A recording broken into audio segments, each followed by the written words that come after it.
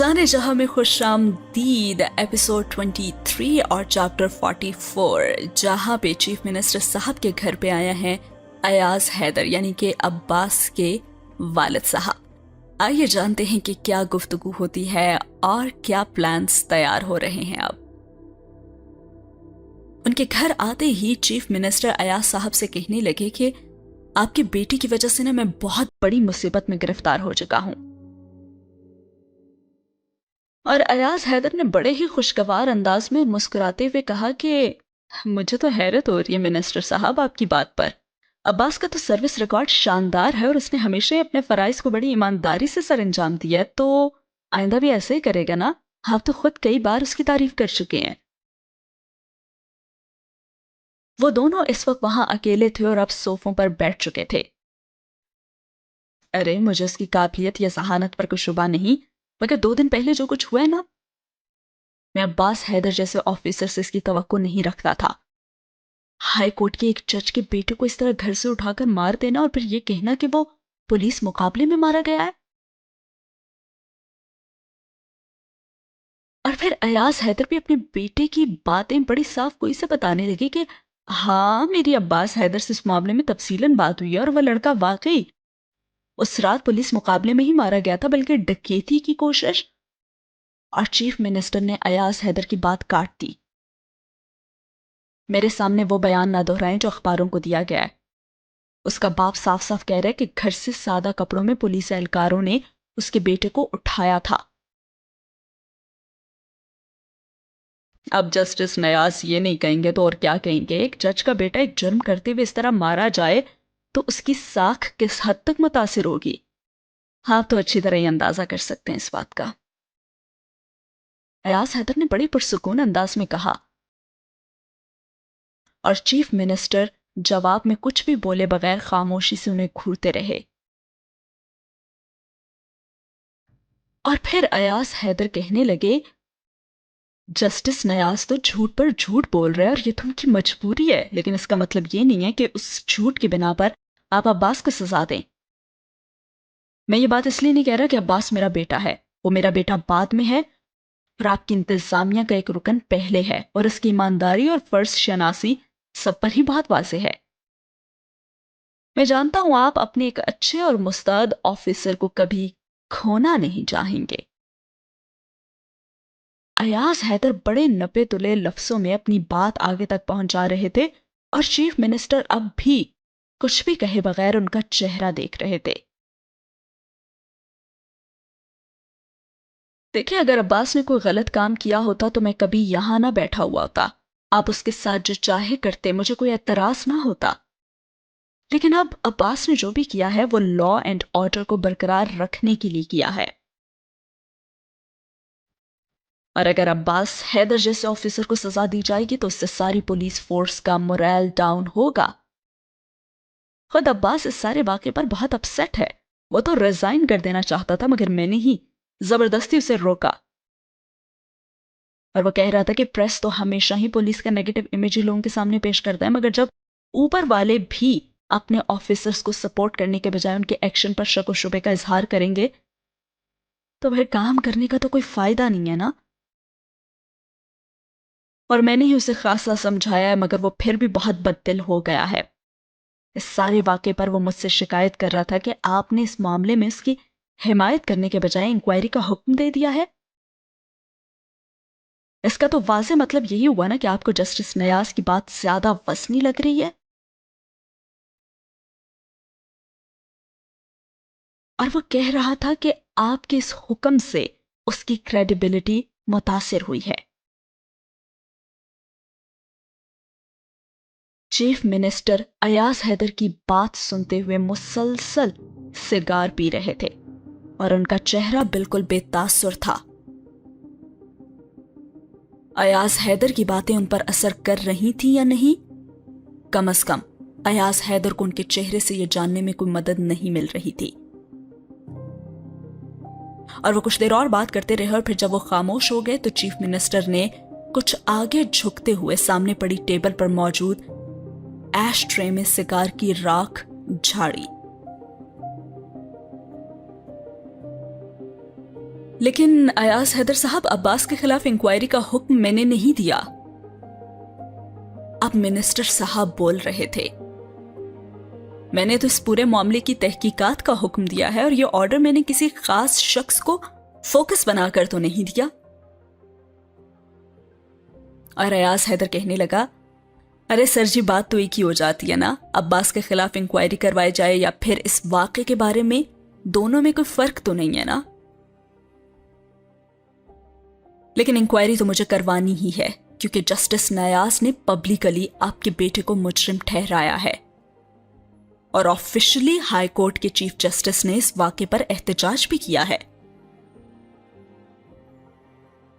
اور پھر ایاز حیدر فوراً سے بولے کہ جسٹس نیاز کے الزامات بے بنیاد ہیں، میں آپ سے پہلے ہی.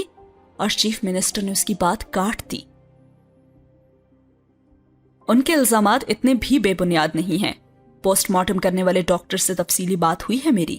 انہوں نے اعتراف کیا ہے کہ موت کا وقت وہ نہیں تھا جو انہوں نے دیا ہے. جسٹس نیاز نے جس وقت امتنان صدیقی سے بات کی تھی، اس وقت ان کا بیٹا زندہ تھا، اور ان کے فون پر امتنان صدیقی سے بات کرنے کے تقریباً 1 گھنٹے بعد اس کی موت ہوئی تھی. اب چیف منسٹر ایاز حیدر کے چہرے پر نظریں جمائے بول رہے تھے، اور ایاز حیدر کے چہرے کی رنگت میں کوئی تبدیلی نہیں آئی. وہ بالکل پرسکون انداز میں چیف منسٹر کی بات سن رہے تھے. ڈاکٹرز نے یہ بھی اسے بتایا ہے کہ ان چاروں کی موت بہت قریب سے گولیاں لگنے سے ہوئی ہے، زیادہ سے زیادہ 7 یا 8 فٹ کے فاصلے سے، اور کچھ گولیاں کم فاصلے کی وجہ سے ان کے جسم کے آر پار بھی ہو گئی ہیں. اور اب چیف منسٹر ایک بار پھر سگار کی راکھ چھاڑ رہے تھے، اور ایاز حیدر پلکیں جھپکائے بغیر ان کا چہرہ دیکھ رہے تھے، یوں جیسے وہ انہیں کوئی بہت دلچسپ کہانی سنانے میں مصروف تھے. اور ہاں، یہ جان کر بھی آپ خاصے محسوس ہوں گے کہ چاروں کے جسم سے ملنے والی گولیاں ایک ہی رائفل سے چلائی گئی ہیں. اب پولیس فورس میں کتنے ماہر نشانہ باز ہیں یہ آپ بھی جانتے ہیں، اور میں بھی. کیا یہ حیران کن بات نہیں کہ ایک پولیس مقابلے کے چاروں مجرم ایک ہی پولیس والے کا نشانہ بنے؟ چیف منسٹر کے چہرے پر ایک عجیب سی مسکراہٹ تھی. یہاں پہ جو چیف منسٹر صاحب ہیں وہ کافی نیوٹرل رول پلے کر رہے ہیں، نہ تو وہ ایاز حیدر کا ساتھ دے رہے ہیں اور نہ ہی چیف جسٹس نیاز کی، بلکہ ان کے سامنے جو باتیں آ رہی ہیں وہ ان کی بنیاد پہ بات کر رہے ہیں اور اپنے شک و شبہات کا اظہار کر رہے ہیں. اور پھر وہ کہنے لگے کہ ڈاکٹرز کے مطابق وہ چند منٹوں کے فرق سے تقریباً ایک ہی وقت میں مرے ہیں، لیکن پولیس کا کہنا ہے کہ مقابلہ 2 گھنٹے تک جاری رہا اور 4 مختلف جگہوں پر انہیں شوٹ کیا گیا. چلو مان لیتے ہیں، مگر پھر کم از کم موت کے وقت میں 10-15 نہیں تو 8-10 منٹ کا تو فرق ہونا چاہیے نا. اور ان کی آواز میں اب کچھ تلخی جھلکنے لگی تھی. اور ڈاکٹرز کا یہ بھی کہنا ہے کہ جسٹس نیاز کے بیٹے کو موت سے پہلے اچھے خاصے تشدد کا بھی سامنا کرنا پڑا. اس کی پسلی کی کچھ ہڈیوں میں فریکچرز تھے اور جسم پر چوٹوں کے کچھ نشانات بھی تھے. اب آپ اس کے بارے میں کیا کہتے ہیں؟ انہوں نے کچھ طنزیہ انداز میں ایک اور کش لیتے ہوئے کہا. اور پھر ایاز حیدر نے اسی پرسکون انداز میں کہا کہ میں تو صرف یہی کہوں گا کہ ایسے ڈاکٹرز پر کیس چلنا چاہیے، انکوائری تو ان کی ہونی چاہیے. جو ڈاکٹر پہلے ایک بیان دے رہے تھے پھر دوسرا، ان پر اعتماد کیسے کیا جا سکتا ہے؟ آپ نے ان سے یہ نہیں پوچھا کہ پوسٹ مارٹم رپورٹ میں انہوں نے سب کچھ کیوں نہیں بتایا؟ ایاز حیدر نے بڑے پرسکون انداز میں کہا، جس پرسکون انداز میں وہ چیف منسٹر کی ساری گفتگو سنتا رہا تھا.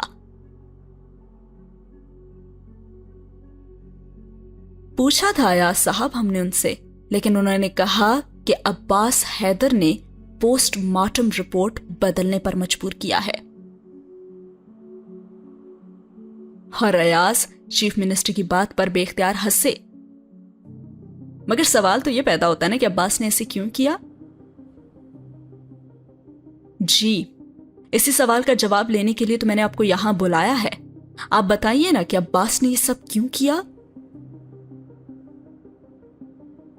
اور اب ایاز حیدر پوچھنے لگے کہ کیا آپ کی عباس سے بات ہو چکی ہے؟ اور انہوں نے کہا کہ ہاں۔ تو یہ سوال آپ اس سے کر سکتے تھے نا سر، وہ زیادہ بہتر طریقے سے آپ کو ان سب باتوں کے بارے میں بتاتا۔ اور پھر چیف منسٹر کہنے لگے کہ ڈاکٹر سے میری بات چند گھنٹے پہلے ہوئی تھی، جبکہ عباس سے بات میری کل ہوئی تھی۔ اگر آپ یہاں نہ آئے ہوتے تو اس وقت عباس ہی یہاں بیٹھا ہوتا۔ اور میں آپ سے سچ سننا چاہتا ہوں، کیا جسٹس نیاز کی فیملی کے ساتھ آپ کے کوئی اختلافات تھے؟ اور پھر ایاز حیدر کہنے لگے کہ نہیں، ان کی فیملی کے ساتھ ہمارے کیا اختلافات ہو سکتے ہیں، میں تو ان کی فیملی کو ٹھیک طرح سے جانتا بھی نہیں ہوں۔ ان کا رورل بیک گراؤنڈ ہے اور ہمارا اربن، پھر کسی اختلافات کا تو کوئی سوال ہی نہیں پیدا ہوتا۔ اور اختلاف کا مطلب یہ نہیں ہوتا کہ میرا بیٹا کسی کو بھی ایسے اٹھا کر مار دے گا۔ اور ایاز حیدر نے صاف لفظوں میں انکار کرتے ہوئے کہا، اور چیف منسٹر نے گہرا سانس لیا اور صوفے کی پشت سے ٹیک لگا دی۔ اور پھر چیف منسٹر صاحب کہنے لگے کہ اب باتیں کچھ کھل کر ہوں گی۔ یہ بات تو صاف طے ہے کہ عباس نے ان چاروں کو ایک جیلی پولیس مقابلے میں مارا ہے، لیکن کیوں مارا ہے؟ انہوں نے کچھ توقف کیا اور سامنے ٹیبل پر پڑی ایک فائل کو کھول کر اس میں سے ایک ایڈریس پڑھنے لگے۔ اور ایاز حیدر کے چہرے پر پہلی بار تناؤ کی کیفیت نظر آنے لگی، کیونکہ وہ ایڈریس اس گھر کا تھا جہاں علیزے نانو کے ساتھ رہ رہی تھی۔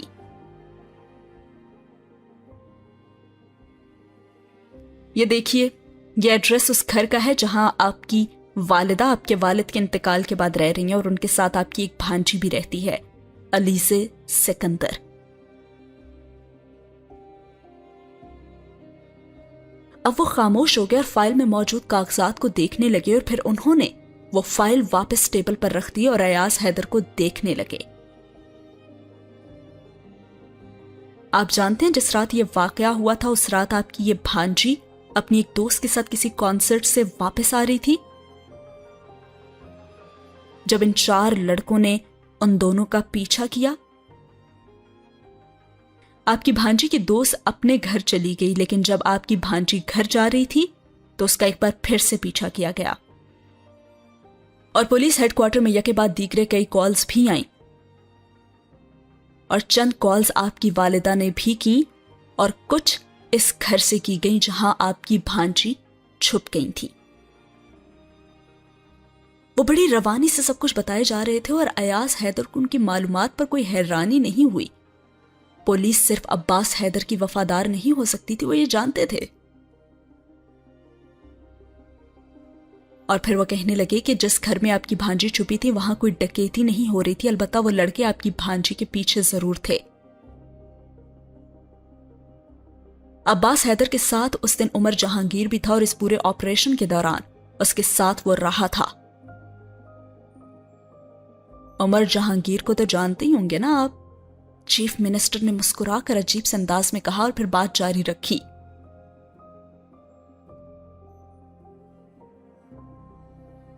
عباس نے اس پورے علاقے کا گھیراؤ کر لیا اور اس گھر تک بھی پہنچ گیا۔ وہ لڑکے اس وقت تک فرار ہو چکے تھے، اور اس کے بعد کیا ہوا یہ بتانے کی ضرورت ہے یا اتنا ہی کافی ہے؟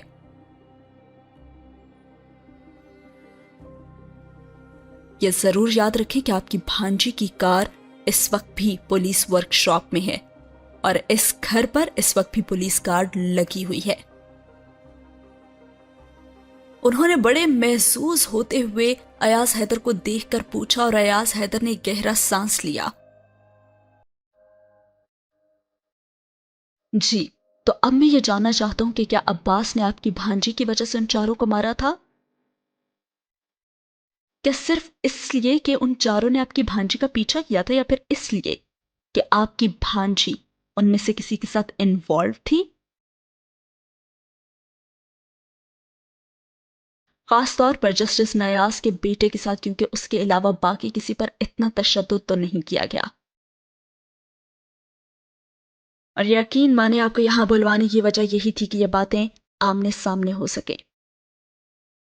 عباس صورتحال کی سنگینی کو انڈر ایسٹیمیٹ کر رہا ہے، آپ یقیناً ایسا نہیں کریں گے۔ اب یہ آپ کو طے کرنا ہے کہ آپ ابھی بھی مجھے سچ بتائیں گے یا پھر وہی سب باتیں دہرائیں گے جو پہلے دہرا رہے تھے۔ اور یہ بات ضرور ذہن میں رکھی کہ ایسا کرنے کی صورت میں انکوائری ٹیم کو پوری اتھارٹی میں دے دوں گا، اور جو کچھ اس وقت میرے سامنے اس فائل میں پڑا ہے وہ یقیناً ان تک ضرور پہنچ جائے گا۔ اور اس کے بعد آپ اور آپ کی فیملی کو کیسی صورتحال کا سامنا کرنا پڑے گا آپ بخوبی اندازہ لگا سکتے ہیں۔ کیا آپ کی فیملی اس طرح کے کسی سکینڈل کو افورڈ کر سکے گی؟ اور عباس حیدر کا سوچیے اس کا کیا ہوگا، اور عمر جہانگیر وہ بھی بچ نہیں سکے گا۔ اور اس وقت لگ رہا ہے کہ چیف منسٹر صاحب نیوٹرل نہیں رہے، بلکہ وہ بھی بڑی ہی چالاکی اور ہوشیاری سے ایک سیاستدان بیوروکریسی کے ایک مہرے کو پھنسانے کے لیے اپنے پتے ہوشیاری سے کھیل رہے ہیں۔ خیر، دوسری طرف ایاز حیدر اس کی باتوں کو غور سے سنتے ہوئے سارے حساب کتاب میں مصروف تھے،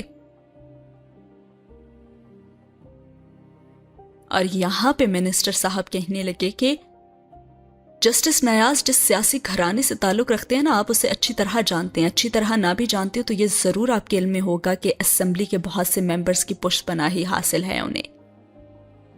ان کی بات نہ سننے پر مجھے اسمبلی میں خاصی مشکلات کا سامنا کرنا پڑے گا، اور جسٹس نیاز کا مطالبہ ہے کہ آپ کے بیٹے کو معطل کیا جائے۔ اب آپ مجھے یہ بتائیں کہ میں کس بنیاد پر ایسا کرنے سے انکار کروں، خاص طور پر یہ جاننے کے باوجود کہ آپ کے بیٹے نے غلط کام کیا ہے۔ اور یہاں پہ ایاز حیدر نے اپنی چپ توڑی اور کہنے لگے، میرے بیٹے نے کوئی غلط کام نہیں کیا، نہ عباس نے نہ عمر جہانگیر نے۔ آپ کو ملنے والی اطلاعات تو ٹھیک ہیں، ان چاروں کو ایک جیلی پولیس مقابلے میں مارا گیا تھا، اور یہ اس لیے کیا گیا تھا کیونکہ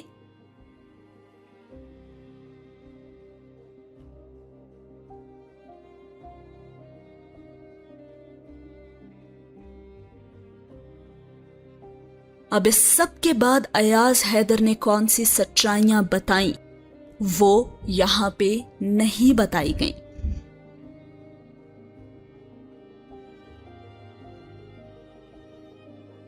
ایاز حیدر نے چیف منسٹر کی بات سننے کے بعد بڑے دھیمے اور مستحکم لہجے میں بات کرنا شروع کی، اور وہ ساری سچائی بتائی جو اس کے پیچھے تھی، اور چیف منسٹر خاموشی سے اس کی بات سنتے رہے، اور یہاں پہ سین ہو چکا ہے ختم۔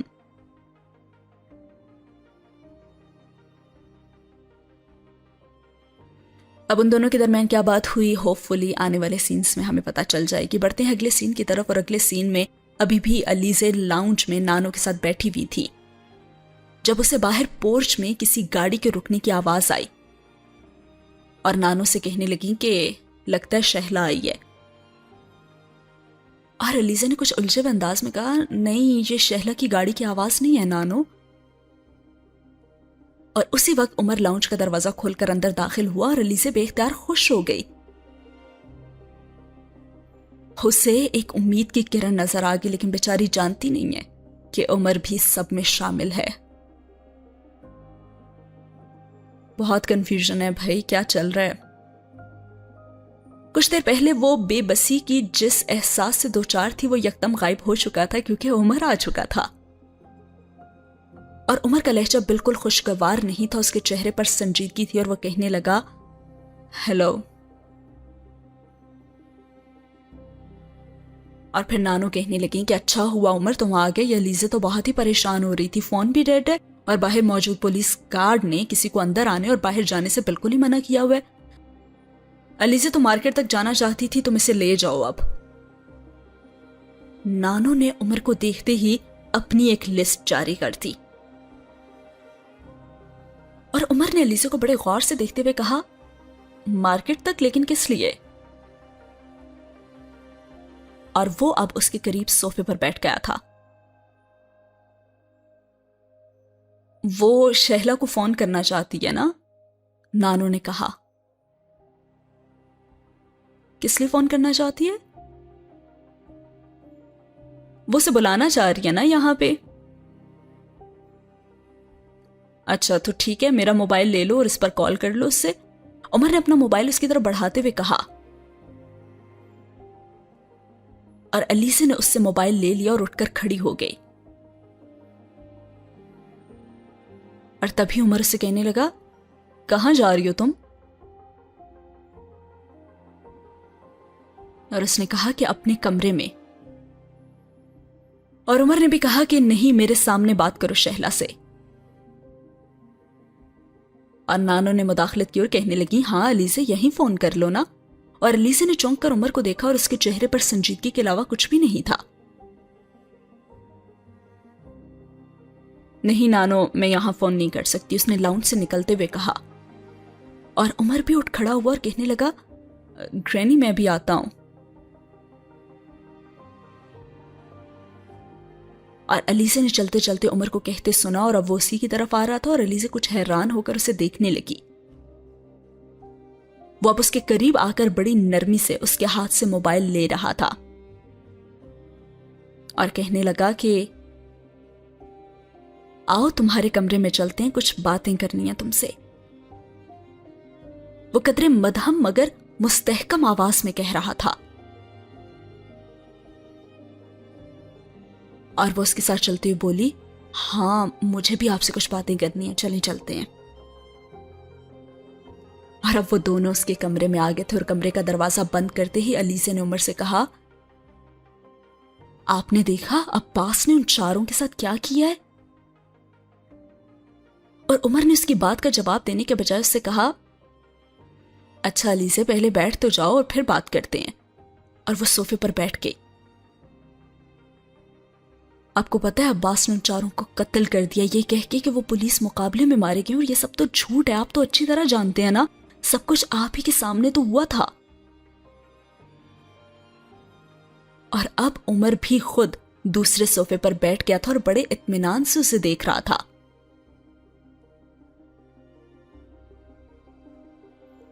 اس نے چاروں کے ساتھ وہی کیا ہے جو انکل ایاز نے شہباز کے ساتھ کیا تھا۔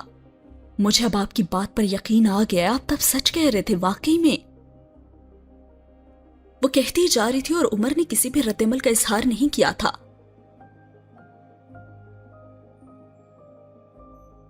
آپ شہباز کے بارے میں کچھ نہیں کر سکے نا، مگر ان چاروں کے بارے میں ہم بہت کچھ کر سکتے ہیں۔ آپ اور میں گواہ ہیں، سب کچھ ہمارے سامنے ہوا تھا۔ ہم عباس کو ایک غلط کام کے لیے سزا دلوا سکتے ہیں، ہاں۔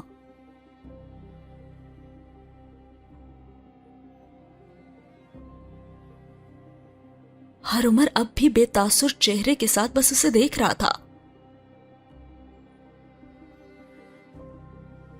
کیا یہ ضروری ہے کہ ہر غلط کام کرنے کے بعد عباس اور انکل ایاز جیسے لوگ بڑی آسانی سے بچ جائیں؟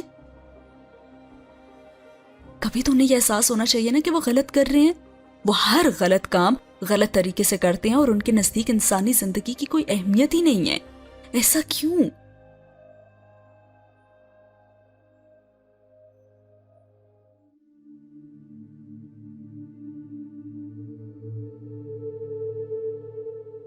اسے بات کرتے کرتے محسوس ہوا کہ عمر نے اب تک اس کی کسی بات کی تائید نہیں کی تھی، اور نہ منہ سے اور نہ چہرے کے کسی تاثر سے، اور وہ یکدم خاموش ہو گئی۔ لاشعوری طور پر وہ یہ توقع کر رہی تھی کہ عمر اس کی ہر بات کی نہ صرف تائید کرے گا بلکہ فوراً اس کی مدد کی حامی بھی بھر لے گا، مگر وہ اس کے سامنے بے تاثر چہرے کے ساتھ بالکل خاموش بیٹھا ہوا تھا۔ اور عمر نے کہا تو صرف یہ کہ کچھ اور بھی کہنا ہے تمہیں یا بس یہی سب کہنا تھا؟ اس کے یکدم خاموش ہونے پر اس نے کہا، اور اس کا لہجہ اتنا عجیب تھا کہ وہ چاہنے کے باوجود ایک لفظ بھی نہیں بول سکی۔ اسے لگنے لگا تھا کہ عمر بہت بدل چکا تھا۔ اور اس کے بعد عمر نے جو کہا اس پر تو علیزے حیران ہی رہ گئی. علیزے، تم نے میرا نام کیوں نہیں شامل کیا اس لسٹ میں؟ ایاز انکل، عباس حیدر اور عمر جہانگیر نا؟ اور وہ اسے حیرت سے دیکھنے لگی. ہاں، تمہیں مجھے بھی اسی کیٹیگری میں رکھنا چاہیے. اور علیزے نے کچھ کہنے کی کوشش کی کہ عمر میں تو، اور اس نے اس کی بات کاٹ دی اور کہنے لگا، زندگی میں جو لوگ دماغ کو استعمال نہیں کرتے نا، وہ ہمیشہ منہ کے بل کرتے ہیں. اس لیے تم اپنے دماغ کو استعمال کرنا سیکھو. اور اس بار اس کی آواز میں تلخی تھی. اور علیزے کہنے لگی کہ جو لوگ صرف دماغ استعمال کرتے ہیں وہ کیسے گرتے ہیں پھر؟ اور عمر نے کہا کہ وہ گر سکتے ہیں لیکن منہ کے بل نہیں. عباس نے ایک صحیح کام کیا ہے. اور علیزے بہت حیران تھی، کہنے لگی، اس نے آپ کی بھی برین واشنگ کر دیا، ورنہ آپ اس طرح کے کسی قتل کو تو صحیح ثابت کرنے کی کبھی بھی کوشش نہیں کرتے. وہ بے اختیار برہمی سے بولی، وہ عجیب سے انداز میں ہنسا. برین واشنگ مائی فٹ! میں کوئی 5 سال کا بچہ نہیں ہوں جس کی برین واشنگ کر دی گئی ہے. اس رات ان چاروں کے ساتھ جو کچھ بھی ہوا وہ ہم دونوں نے مل کر طے کیا تھا. اور وہ دم بخود اسے دیکھتی رہی. وہ بڑے اطمینان سے اسے بتا رہا تھا. علیزے، اس کے علاوہ دوسرا کوئی راستہ تھا بھی نہیں ہمارے پاس. لیکن آپ نے تو مجھ سے کہا تھا کہ عباس ان لوگوں کو لاک اپ میں بند کر دے گا، ان پر رپورٹ میں کیس چلے گا. اس نے شکستہ آواز میں کہا. میں نے جھوٹ بولا تھا. اور وہ اس کا منہ دیکھ کر رہ گئی. علیزہ، سکندر کو کسی بھی عمر میں بے وقوف بنانا دنیا کا آسان ترین کام ہے. اس نے دل ہی دل میں اعتراف کیا تھا.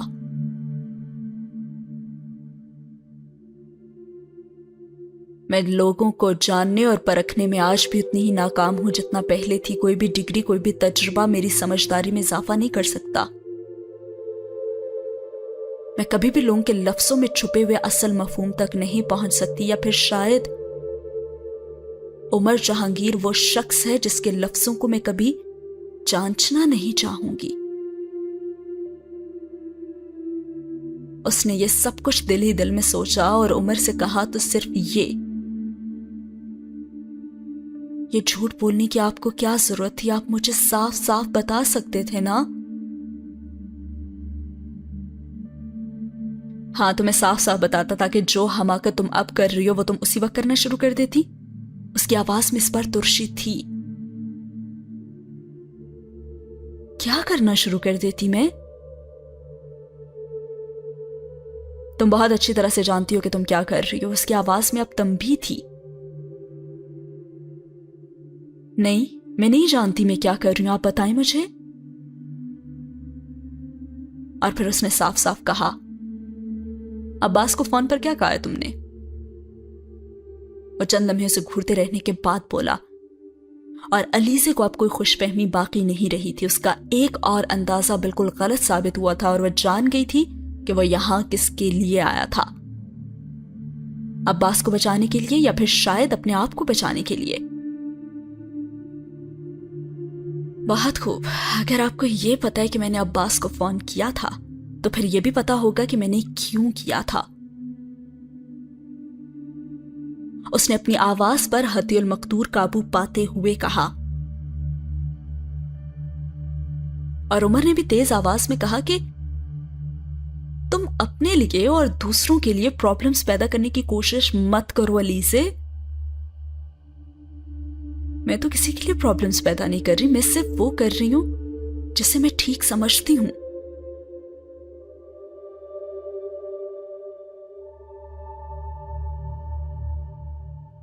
کیا ٹھیک سمجھتی ہو تم؟ خود کو اور خاندان کو سکینڈلائز کرنا؟ ہاں،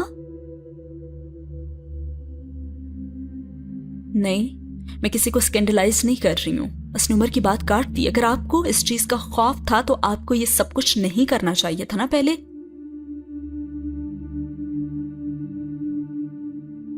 अच्छा अली से, अगर ये नहीं करना चाहिए था तो तुम बताओ कि क्या करना चाहिए था मुझे। उसकी आवाज में अब तंज था और वो उसे बखूबी महसूस कर सकती थी। आपको वही करना चाहिए था जो मुनासिब था, जो जायज था। आपको उन्हें सिर्फ लॉकअप में बंद कर देना चाहिए था। उन पर कोर्ट में केस चलता और फिर जो सजा कोर्ट उन्हें देती आप उस पर अमल करते।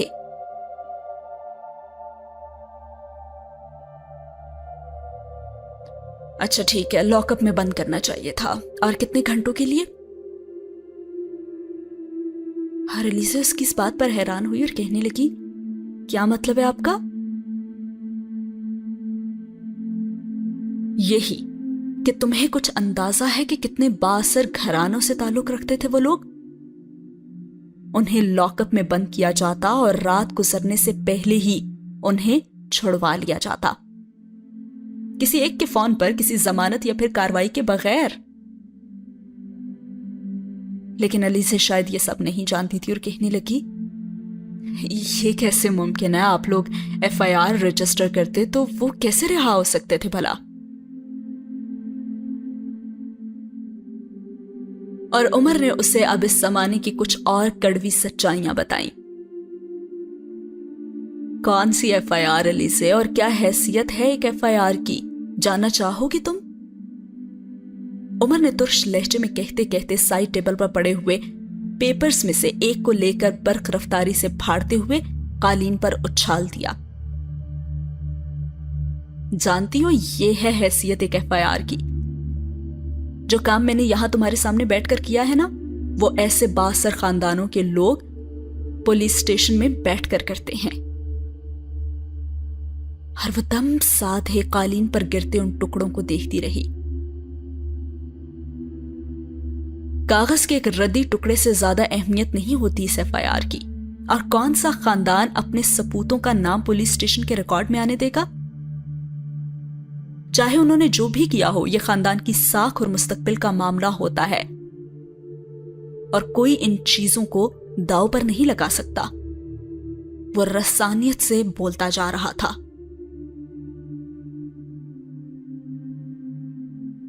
और फिर अली से कहने लगी कि तो क्या इस सूरत हाल से बचने का वाहिद तरीका यही है कि ऐसे लोगों को मार दिया जाए एक जेली पुलिस मुकाबले में? इस तरह सब कुछ ठीक हो जाएगा क्या? वो तन से बोली। सब कुछ तो नहीं अली से, लेकिन हां बहुत कुछ। आपकी कोई बात मुझे कायल नहीं कर रही। सोचे समझे बगैर एक गलत काम करने के बाद आप उसे सही साबित करने की कोशिश कर रहे हैं, ये कहकर एफआईआर के बावजूद भी वो छूट जाते। आप उनको ना रिहा होने देते ना, इतना असर रसूख तो है हमारे खानदान का भी। उन चारों को कोर्ट तक लेकर जाते। आपके लिए कोई मुश्किल या नामुमकिन काम तो नहीं था ना, वो उससे कह रही थी। चलो ये भी मान लेता हूं, मैं ले जाता उसे। उन चारों का हम कोर्ट में ले जाते और उसके बाद क्या होता? वो चैलेंज करने वाले अंदाज में उससे पूछ रहा था। क्या होता? उन पर केस चलता, कोर्ट उन्हें सजा देती ना।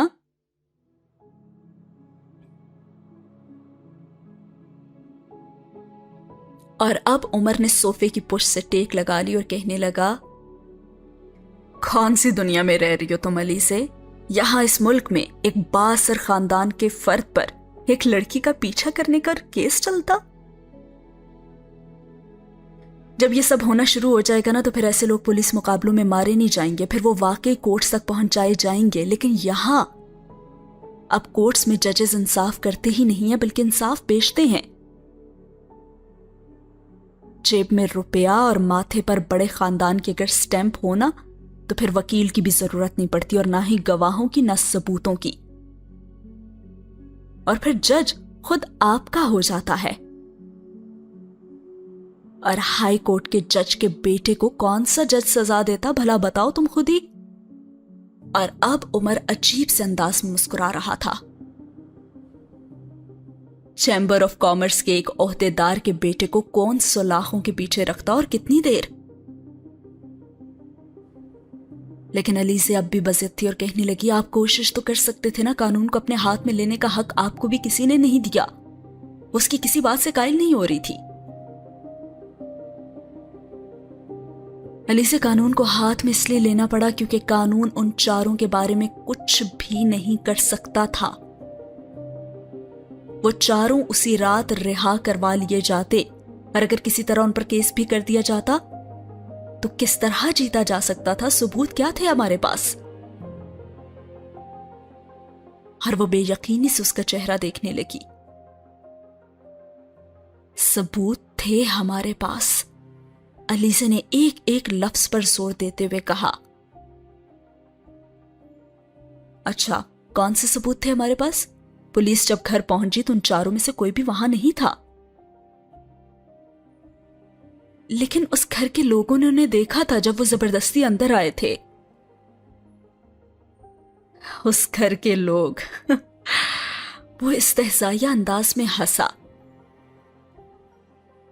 उस घर के कितने लोग तुम्हारे लिए गवाही देने कोर्ट में आएंगे? एक भी नहीं अलीज़े बीबी। लेकिन आप उन्हें ऐसा करने के लिए प्रेशराइज भी तो कर सकते थे ना, और यही काम ना करने के लिए उन चारों के घर वाले भी तो उन्हें प्रेशराइज कर सकते थे ना। अच्छा ठीक है, मैं मानती हूं वो गवाही ना देते, लेकिन मैं तो दे सकती थी ना, मैं तो पहचानती थी उन चारों को। और वो उसकी इस बात पर एक बार फिर से हंसा। अलीज़े को वाकई बाहर की दुनिया की शायद खबर नहीं है। हर वो कहने लगा, तुम कौन हो अलीज़े सिकंदर? क्या हैसियत रखती है तुम्हारी गवाही? जानती हो वो किन इदारों में पढ़ रहे थे? कोर्ट तुमसे पूछती कि 4 आला हस्बो नसब के नौजवानों ने आखिर तुम्हारा ही क्यों पीछा किया? हो सकता है तुमने उनको तरगीब दी हो, और हो सकता है कि वो कह देते कि वो तुम्हें पहले ही जानते हैं और उनमें से किसी का तुम्हारे साथ अफेयर चल रहा था, और जब उसने तुम्हारे साथ ताल्लुक खत्म किया तो तुमने उसे सजा देने के लिए ये सब कुछ प्लान किया। और यह भी मुमकिन था कि वो साफ साफ कह देते कि उन्होंने ऐसा कुछ किया ही नहीं, वो तुम्हें जानते तक नहीं, और रात को वो चारों अपने अपने घर में थे। हर 2 को तो हमने भी घर से ही उठाया था ना। या फिर यह भी हो सकता था कि उनके खानदान ये कहते कि ये उनके किसी दुश्मन की साजिश है, कोई उनकी रेपुटेशन खराब करना चाहता है। तो तुम कैसे काउंटर करती इन सब चीजों को? कोर्ट पहली ही पेशी में इन चारों को बरी कर देता, और वो भी बाइज्जत बरी। और उसके बाद तुम कहां पर खड़ी होती? बताओ अलीज़े।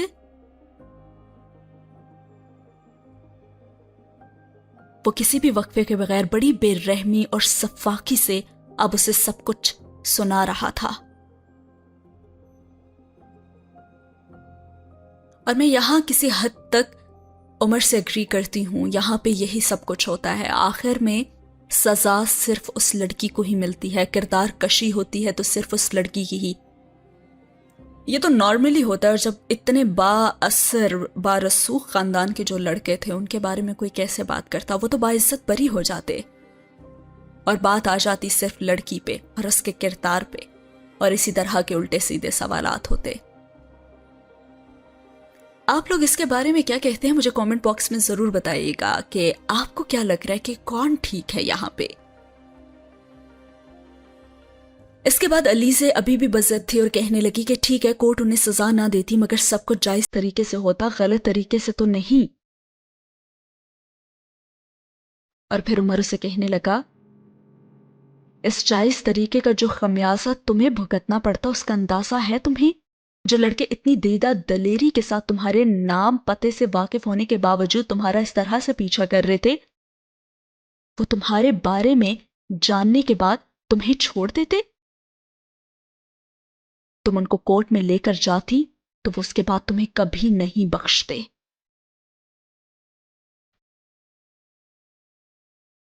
عمر، آپ عباس کی طرح ہائپوتھیٹیکل باتیں نہ کریں۔ وہ کیا کر دیتے، کیا کر سکتے تھے؟ یہ ہو جاتا، وہ ہو جاتا۔ حقیقت تو یہی ہے نا کہ انہوں نے مجھے کوئی نقصان نہیں پہنچایا۔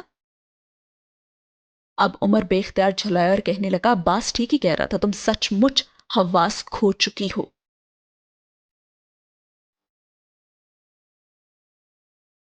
اور علیزہ نے اسے دیکھا۔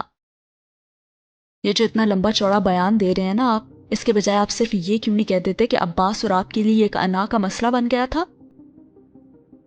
آپ لوگ تو یہ برداشت نہیں کر سکے نا کہ آپ کی فیملی کی عورت کسی ایسے کرائسس سے گزرتی۔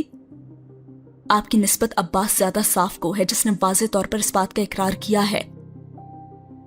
آپ صرف ایک کے بعد دوسری اور دوسری کے بعد تیسری وضاحت پیش کر رہے ہیں، اور آپ بھی عباس کی طرح یہ اعتراف کر لیں کہ یہ صرف فیملی پرائیڈ، خاندانی انا تھی جسے قائم رکھنے کے لیے آپ نے یہ سب کچھ کیا۔ اوکے، تم اگر ایسا سمجھتی ہو تو ایسا ہی صحیح۔ ہاں، میں یہ برداشت نہیں کر سکتا کہ کوئی میری فیملی کی کسی عورت کے ساتھ اس طرح کا سلوک کرے۔ کیا یہ کافی ہے تمہارے لیے؟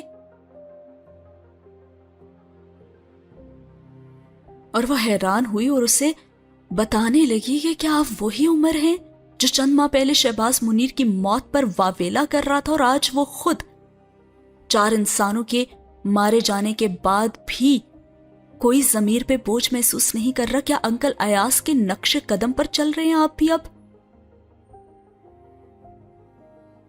اور اس نے تلخی سے کہا، اور عمر نے اسے ٹوکا اور کہا، اس وقت شہباز منیر کی بات نہیں ہو رہی۔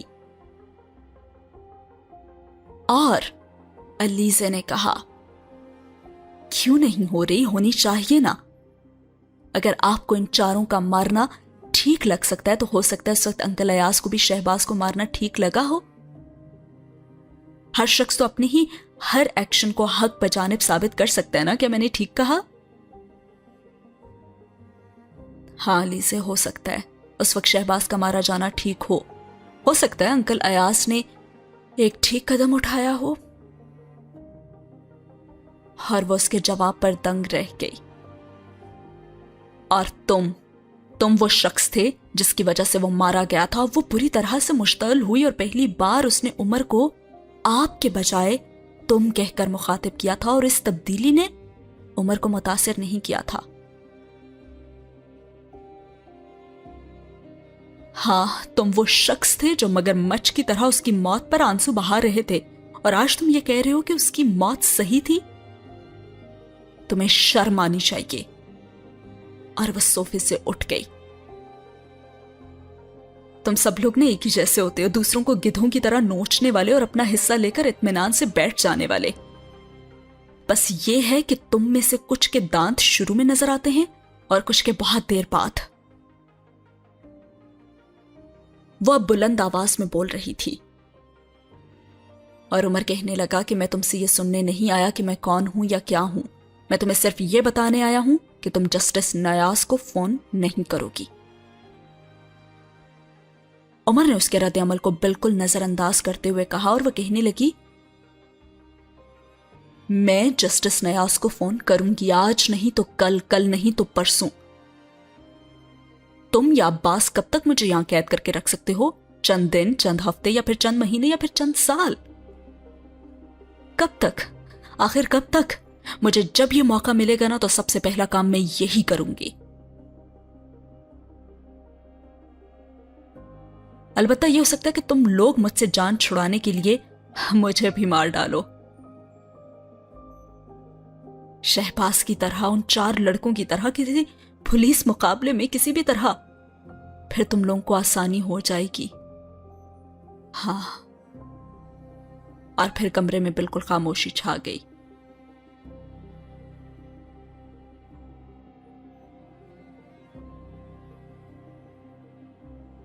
وہ دونوں اب چپ چاپ ایک دوسرے کو دیکھ رہے تھے، اور اس خاموشی کو عمر نے توڑا۔ تم جسٹس نیاز کو ضرور بتاؤ گی؟ ہاں، میں ضرور بتاؤں گی۔ اور وہ اسے دیکھتا رہا اور پھر کچھ بھی کہے بغیر بے تاثر چہرے کے ساتھ اس نے موبائل اس کی طرف بڑھایا اور وہ یکدم گڑبڑا گئی۔ لو فون، ابھی بتا دو، فون نمبر تو تمہارے پاس ہوگا ہی نا؟ ہچکچانے کی ضرورت نہیں ہے، یہ لو، نمبر ملاؤ اور بات کرو۔ انہیں بتاؤ کہ ہم نے ان کے بیٹے کے ساتھ کیا کیا ہے۔ اب اس کا لہجہ عجیب تھا اور وہ چند لمحے اسے دیکھتی رہی۔ وہ اس کے جواب کا انتظار کیے بغیر خود نمبر ملانے لگا اور کہنے لگا، میں ملا دیتا ہوں نمبر تمہیں۔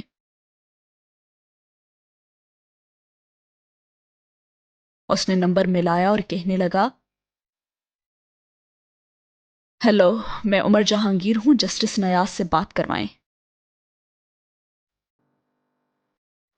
وہ اب کال ملا کر آپریٹر سے کہہ رہا تھا اور آپریٹر سے بات کرنے کے بعد اس نے فون علیزے کی طرف بڑھا دیا، اور اس بار علیزے نے کچھ کہنے کے بجائے آگے بڑھ کر اس سے موبائل پکڑ لیا، اور کچھ ہی دیر کے بعد جسٹس نیاز لائن پر تھے اور وہ ان سے بات کر رہی تھی، اور اس نے سچ مچ انہیں اس رات کے تمام واقعات سے آگاہ کر دیا۔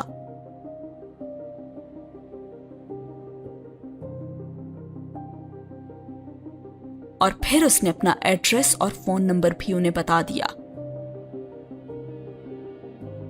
انہوں نے اس کا ایڈریس نوٹ کرنے کے بعد صرف ایک ہی سوال کیا، کیا تم یہ سب پریس اور کورٹ میں کہہ سکتی ہو؟ اور علیزے نے بڑے ہی کانفیڈنٹلی جواب دیا، ہاں، جب بھی آپ چاہیں۔ اور آگے سے جواب آیا کہ ٹھیک ہے، میں بہت جلد تم سے کانٹیکٹ کروں گا۔ اور اس کے بعد رابطہ ختم ہو گیا اور اس نے کچھ بھی کہے بغیر فون عمر کی جانب بڑھا دیا۔ لیکن وہ عمر کے چہرے پر جو دیکھنا چاہتی تھی اسے نظر نہیں آیا، نہ تو وہ پریشان تھا نہ ہی خوف زدہ۔ اس کا چہرہ بے تاثر تھا اور علیزے کے ہاتھ سے اس نے موبائل لیا اور اٹھ کر کھڑا ہو گیا۔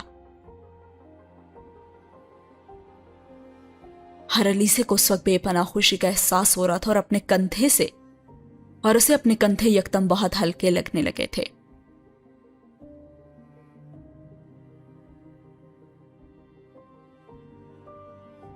اور اس نے جاتے ہوئے صرف اتنا کہا، علیزے، فون کچھ دیر بعد ٹھیک ہو جائے گا اور میں عباس سے کہہ دوں گا کہ وہ باہر موجود پولیس گارڈ ہٹا دے۔ اس کے بعد تم اپنے ہر فیصلے کی ذمہ دار ہوگی، فیصلوں کی بھی اور ان کے نتائج کی بھی۔ میں یا کوئی دوسرا تمہیں نہ تو راستہ دکھائے گا نہ ہی کچھ سمجھانے کے لیے ہم آئیں گے۔ تم آزاد ہو، جس طرح سے چاہے اپنی زندگی کی راہوں کا تعین کر سکتی ہو۔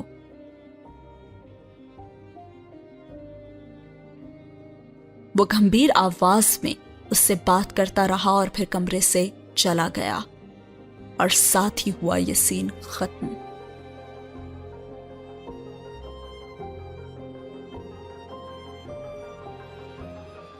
ساتھ ہی یہ ایپیسوڈ بھی ختم ہوئی۔ آپ کو کیا لگتا ہے کہ واقعی عمر نے جسٹس نیاز سے ہی بات کروائی ہوگی علیزے کی؟ خیر، کیا ہوگا یہ تو ہم جانیں گے آنے والی ایپیسوڈز میں۔ کامنٹ باکس میں مجھے ناول سے ریلیٹڈ کامنٹ کر کے ضرور بتائیے گا کہ آپ کا اس کے بارے میں کیا کہنا ہے۔ ملتے ہیں اگلی ویڈیو میں۔ اللہ حافظ۔